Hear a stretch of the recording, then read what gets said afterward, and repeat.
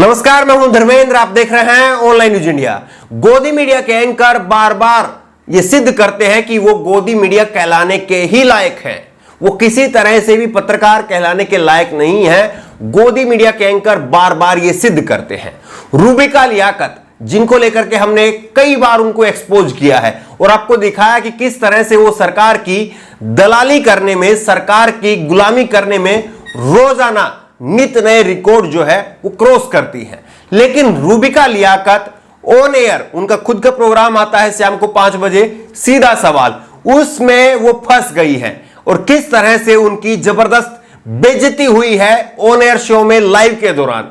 किस तरह से एक चिट्ठी आई, जो चिट्ठी जो है वो आईटी सेल की तरफ से आई होगी जरूर, इसका भी हम आपको सबूत देंगे। लेकिन किस तरह से Rubika Liyakat on air show में लाइव फंस गई है। उनको सवाल तो पूछना चाहिए था बीजेपी के प्रवक्ता से, लेकिन वो पीछे पड़ी हुई थी समाजवादी पार्टी के प्रवक्ता के साथ में, और समाजवादी प्रवक्ता को एक्सपोज करते करते देखिए किस तरह से रूबिका लियाकत खुद ही एक्सपोज हो गई है। ध्यान से सुनिए, बड़ी मजेदार है, खूब हंसी आए। असल रूबिका लियाकत ये सिद्ध करने में लगी हुई थी कि समाजवादी पार्टी ने विकास दुबे की पत्नी को आजीवन सदस्यता दी है, लेकिन उनको इतना भी नहीं मालूम कि समाजवादी पार्टी किसी भी व्यक्ति को आजीवन सदस्यता नहीं देती है। अब अगर यह चिट्ठी जो उनके पास में आई है, यह कागज जो उनके पास में आया है, अगर यह किसी रिपोर्टर के थ्रू आया होता तो रूबिका लियाकत ऐसी गलती नहीं करती। लेकिन जाहिर तौर पर यह चिट्ठी आई थी बीजेपी की आईटी सेल से, इसलिए रूबिका लियाकत ने कोई जांच पड़ताल नहीं की, पूरा इसको पढ़ा भी नहीं। समाजवादी पार्टी के जो प्रवक्ता है उन्होंने बताया कि आप गलती कर रही है। नीचे जो हेडलाइन है उसमें देखिए, नीचे साफ लिखा हुआ है समाजवादी बुलेटिन के लिए आजीवन सदस्यता। उन्होंने इतना भी नहीं पढ़ा।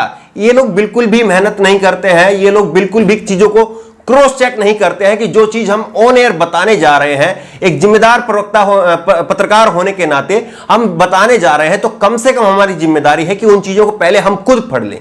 लेकिन ऐसा नहीं होता है। पहले जो चीजें आती थी वो रिपोर्टर के जरिए आती थी, रिपोर्टर खुद पढ़ता था, फिर उसके बाद में डेस्क पर जो खबर पहुंचती थी, डेस्क पर उसको पढ़ा जाता था, उसके बाद में वो खबर एंकर तक पहुंचती थी। लेकिन अब ये सारा सिस्टम जो है वो ध्वस्त हो गया है। अब सीधे खबरें आती है आईटी सेल से, आईटी सेल से आती है एंकर के मोबाइल फोन पर, और उनसे कहा जाता है कि आप ये सवाल पूछिए, ये सवाल पूछिए।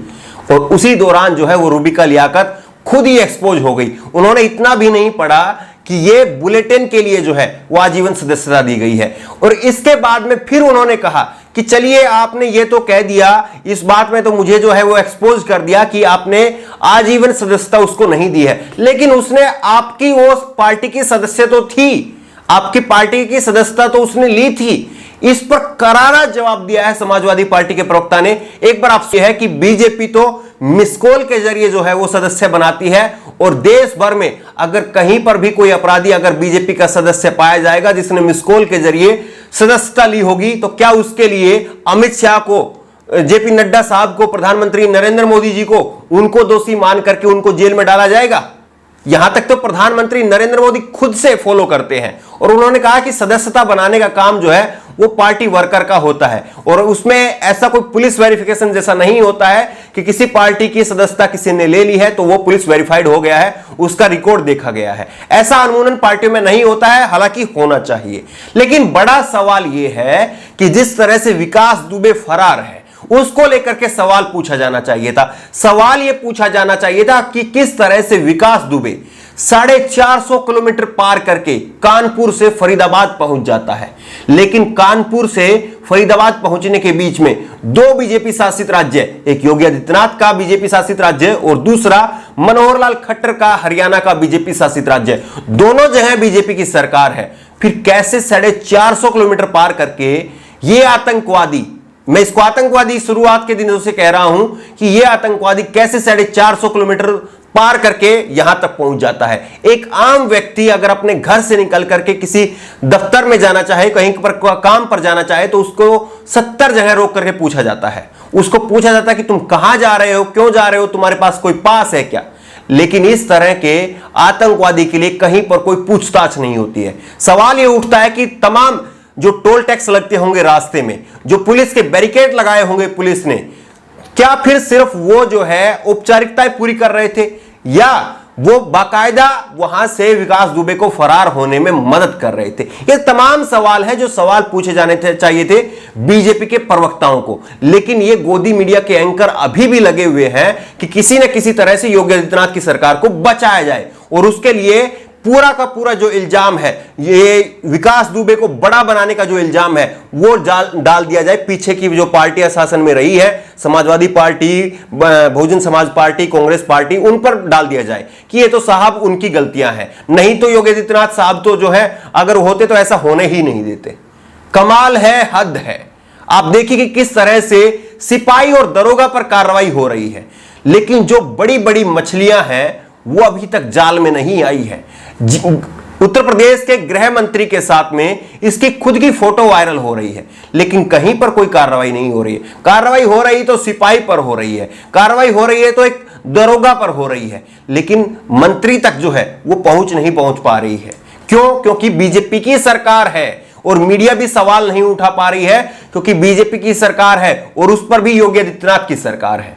आप बताइए कि किस तरह से एक अपराधी खुलेआम घूम रहा है, उसको लेकर के सरकार से सवाल नहीं पूछा जा रहा है। इस पर अभी किसी की जिम्मेदारी तय नहीं की गई है, किसी का आईजी का, डीआईजी का, किसी गृह मंत्री का, मुख्यमंत्री का, कहीं पर कोई इस्तीफा नहीं मांगा गया है।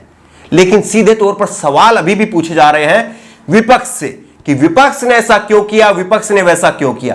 सरकार अभी जो मौजूदा सत्ता में है उसने ऐसा क्यों नहीं किया कि विकास दुबे जैसा अपराधी वो जेल की सलाखों में होता और 8 जवान जो हमारे शहीद हुए हैं वो नहीं होते।